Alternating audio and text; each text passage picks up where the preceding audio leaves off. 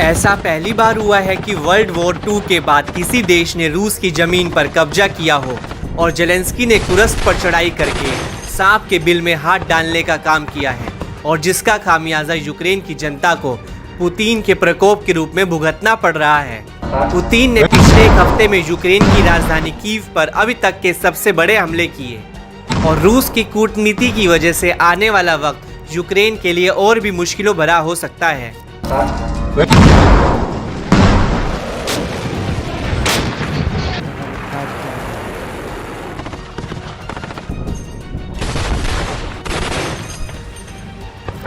इस बीच ब्लूमबर्ग की एक रिपोर्ट में चौंकाने वाला दावा किया गया है। अगर ये सही साबित होता है तो माना जा रहा है कि रूस यूक्रेन युद्ध की दिशा और दशा बेहद बिगड़ सकती है। मौजूदा युद्ध और विध्वंसक हो सकता है। रिपोर्ट के मुताबिक ईरान जल्द ही रूस को बैलिस्टिक मिसाइलें देने के लिए तैयार है। रूस और ईरान की लगातार बढ़ती साझेदारी पश्चिमी देशों के लिए मुश्किलें खड़ी कर सकती है।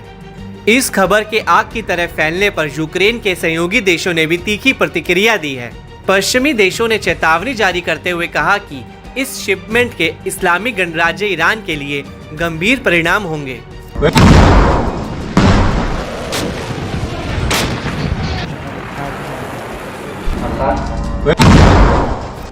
खास बात है कि रूस यूक्रेन युद्ध में ईरान की पहली बार एंट्री नहीं हो रही है।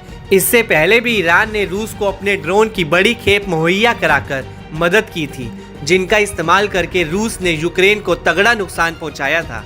बताया यह जा रहा है कि रूसी सेना के पास बैलिस्टिक मिसाइलों के जखीरे में कम सटीक उत्तर कोरियाई हथियार पहले से शामिल हैं। ऐसे में ईरान से बैलिस्टिक मिसाइलों की मदद मिलती है तो ये रूस के लिए गुड न्यूज़, तो वहीं यूक्रेन के लिए खतरे की घंटी की तरह होगा।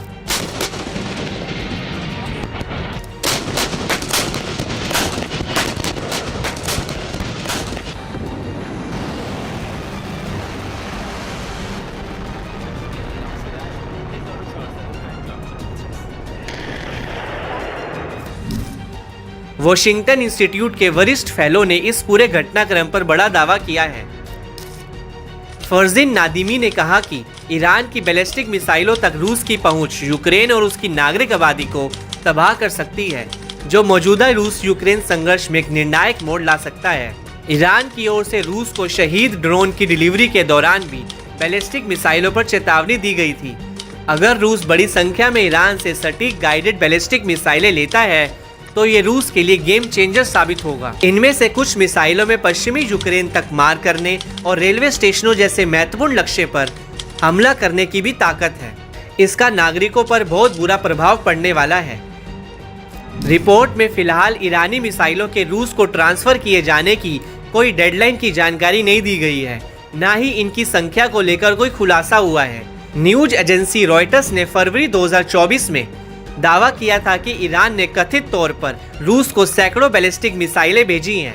ऐसा दावा है कि रूस सर्दियों के आने से पहले डोनबास की लड़ाई में पूर्वी यूक्रेन में बढ़त हासिल करना चाहता है। खास बात है कि ईरान ने ब्लूमबर्ग की रिपोर्ट का ना तो खंडन किया और ना ही इसकी पुष्टि की।